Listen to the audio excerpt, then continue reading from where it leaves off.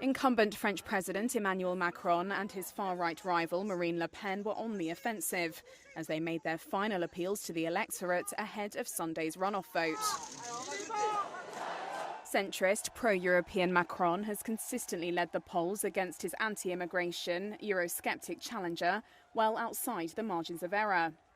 But with abstention expected to be high, ire towards some of Macron's policies and a dislike of his sometimes abrasive style, his re-election is no done deal. Undecided voters will be weighing their fears of what a Le Pen presidency could bring against their anger towards Macron's record. Macron has acknowledged his failure to soothe some of the frustration and dissatisfaction around his efforts at economic and social reform, which he says Le Pen is using to drive her campaign. But he has urged voters to resist what he called the rise of far-right ideology. We should not get used to the rise of far-right ideas. I think there are differences in the Democratic in a Republican field which should face each other off in a local or national election, but there are then differences of values between the categories of these ideas.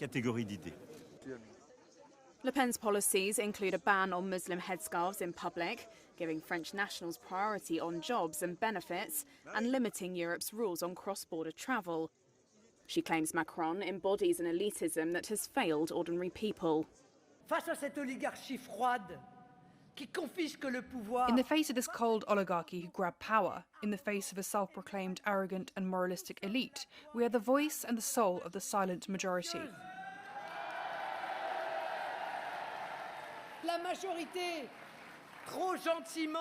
The overly kind silent majority, a majority that I am calling on to lend their voice by lending me their votes. A surprise Le Pen win, similar to events such as Brexit and the election of Donald Trump as US president, is still possible. On the streets of Paris, uncertainty hangs in the air. I really don't want Marine Le Pen to be in power. I think she's totally pro-Putin and I totally oppose her foreign policy. I also oppose the atmosphere of civil war that she risks putting in place, especially with a hint of racism that has remained despite her efforts at softening her image. In the northern city of Arras, concerns over the far right have faded. Before, I was for Mr. Macron. My ideas corresponded with his, and like many people, I'm disappointed by his mandate, and I want to give a chance to Marine Le Pen.